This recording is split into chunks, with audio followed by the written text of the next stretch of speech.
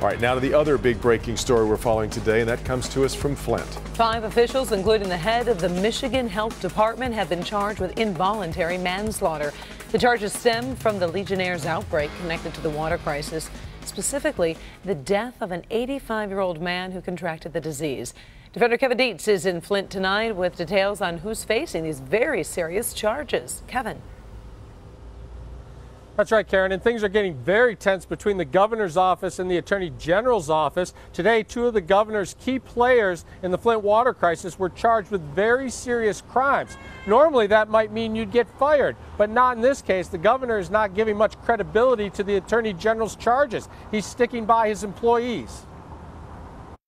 Investigators stood before the media announcing serious criminal charges, saying the people of Flint were violated, that officials paid to protect citizens allowed men, women, and children to be poisoned with lead and Legionella. There are 2 types of people in this world, those that give a damn and those that don't. But this is a case where there's been a willful disregard of just using ordinary due diligence and care.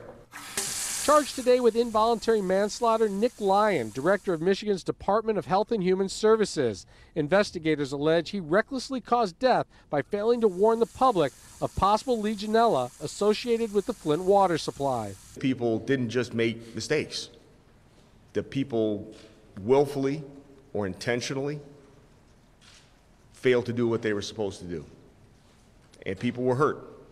People died.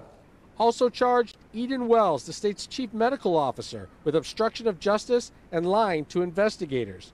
4 others had lesser charges increased to involuntary manslaughter. Stephen Bush and Lane Schechter-Smith, formerly of the MDEQ, Howard Croft of Flint Public Works, and Darnell Early, the former emergency financial manager. As for the governor of Michigan, Rick Snyder, he is dodging investigators. We attempted to interview the governor. We were not successful. But the governor clearly doesn't have much confidence in the attorney general's investigation, because today he spoke out and he's standing by his employees.